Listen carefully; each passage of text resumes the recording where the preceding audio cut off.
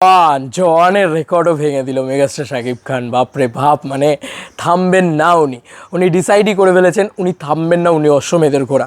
Megastar Shakib খান এখন স্বয়ং global superstar এসআরকের record break করছে। মানে ভাবা যায় এসআরকের রেকর্ড রোজই উনি ব্রেক করছেন, মানে প্রতিনিয়ত উনি রেগুলার। কালকে ডাঙ্কির রেকর্ড ব্রেক করেছে, আজকে জওয়ানের রেকর্ড ব্রেক করে দিচ্ছে। ভাই কী করছে এটা, মানে হচ্ছেটা কি? মানে আমি জাস্ট অবাক হয়ে যাচ্ছি, যে পাগল হয়ে যাচ্ছি যে দেখে।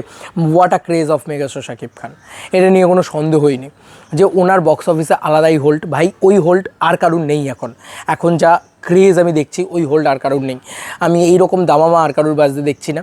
আমি এপার বাংলায় এরকম ক্রেজ যদি দেখি তো মেগাস্টার শাকিব খান, এপার বাংলায় এরকম ক্রেজ যদি দেখি তো দেবদা, এবং ওপার বাংলায় এরকম ক্রেজ যদি আছে তো মেগাস্টার শাকিব খান।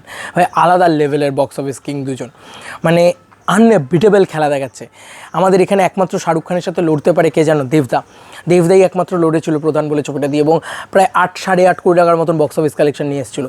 এবং সেখানে আমাদের এরকম একটা হিপোক্রেট মার্কেট, এরকম একটা ছোট্ট রাজ্য, আর তোমাদের তো গোটা দেশ, এবং সেই দেশের ভিতরেও তোমাদের শাহরুখ খানের সাথে লড়ে কেউ যদি হাসিল করে আনতে পারে বক্স অফিস, সেটা কিন্তু মেগাস্টার শাকিব খান। বাংলাদেশের একমাত্র বাঘ, বাংলাদেশের একমাত্র প্রাউড, বাংলাদেশের একমাত্র গর্ব। সত্যি বিদেশে যখন এই যে তুফান চলছে, এত ভালো বিজনেস করছে, তোমাদের গর্ববোধ হবে না যে কার জন্য তোমরা প্রশংসিত হচ্ছ, কার জন্য তোমাদের নাম হচ্ছে বিদেশে? Megastar Shakib Khan. What a craze. বন্ধুরা আমি জাস্ট একটুখানি পুরো বিষয়টা দেখি। সেটা হচ্ছে বিএমআর পেজটা 2 ঘন্টা মতন আগে এই পোস্টটি করে। গত সেপ্টেম্বরে মুক্তিপ্রাপ্ত জওয়ান মাল্টিপ্লেক্সের তাণ্ডব চালিয়েছে, 17.48 কোটি টাকার গ্রস কালেকশন তুলেছিল। তুফান সেই লক্ষ্যকে সেট করে আপাত দৃষ্টিতে ভালোই এগিয়ে আছে। তুফান কি পারবে জওয়ানের পাহাড় টপকাতে? মানে জওয়ানের পাহাড় টপকাতে বলতে বাংলাদেশের টোটাল জওয়ানের কালেকশনকে ব্রেক করতে পারেনি, বাট 15 দিনের জওয়ানের কালেকশনকে ব্রেক করে দিয়েছে। এবার টোটাল জওয়ানের কালেকশনকেও ব্রেক করে দেবে আমার বিশ্বাস। বাংলাদেশের ভিতরে মেগাস্টার শাকিব খানের থেকে বড় সুপারস্টার বা বড় ক্রেজ আর কারণ নেই। আমি জাস্ট এই পোস্টটা তোমাদেরকে দেখাই। সিড দ্য রেসপন্স 15 দিনে জওয়ান কালেকশন করেছিল 7.59 কোটি টাকা, এবং তুফান 15 দিনে কালেকশন করেছে 8.82 কোটি টাকা। এবং অবভিয়াসলি দেখে বোঝাই যাচ্ছে সাদা চোখের ইয়েতে যে অলরেডি এপিক চেজ, এবং অলরেডি এগিয়ে আছে মেগাস্টার শাকিব খান, এটা নিয়ে কোনো সন্দেহ নেই। কিন্তু এখন একটা বড় প্রশ্ন হচ্ছে যে জওয়ানকে কি লাইফ টাইমে বিট করতে পারবে? আমার বিশ্বাস যে বাংলাদেশে আরামসে করে দেবে। বাংলাদেশে যে কাউ, অনেকেই বলে না যে এই যে ভাই মানে শাকিব খানের নাকি কোনো কম্পিটিটর নেই, শাকিব খানকে কারোর সাথে লড়তে হয় না। ভাই জওয়ানও তো ওদের দেশকে আছে, কিন্তু ওই যে বললাম লয়াল দর্শক, এইটাই হচ্ছে বাংলাদেশের একটা ভীষণভাবে যে বাংলাদেশের দর্শক বাংলা ছবি দেখতে প্রচণ্ড ভালোবাসে। সেইটা কিন্তু কোথাও গিয়ে মানুষের কাছে আরও বেশি করে আসছে, বা আমার ভীষণ ভালো লাগে এগুলো।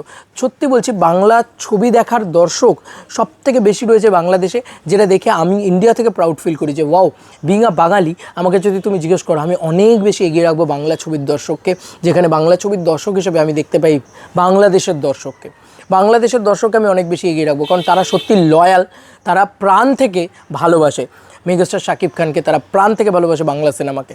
যে কারণে দেখতেই পাচ্ছি যে জওয়ানের রেকর্ড ব্রেক হয়ে যাচ্ছে, ডাঙ্কির রেকর্ড ব্রেক হয়ে যাচ্ছে, অ্যানিমেলের রেকর্ড ব্রেক হয়ে যাচ্ছে। যে ছবিগুলোর সাথে তুলনা করা হয়েছিল যে ভাই এই ছবিগুলোর রিমেক বা এই ছবিগুলোর সাথে সাদৃশ্য রয়েছে, সেই সাদৃশ্য যে ছবিগুলো রয়েছে সেই ছবিগুলোর রেকর্ড ব্রেক করে দিচ্ছে বাংলাদেশে। মানে এটা রায়হান রাফি নিজে পোস্ট করেছিল যে 25 বছরের ইতিহাসে এরকম বড় বক্স অফিস কালেকশন করা সিনেমা দেখা যায়নি, এত কম সময়ের ভিতরে এত বক্স অফিস কালেকশন করা সিনেমা দেখা যায়নি। তার মানে সেক্ষেত্রে কি নিজের রেকর্ড নিজেও ব্রেক করেছেন উনি।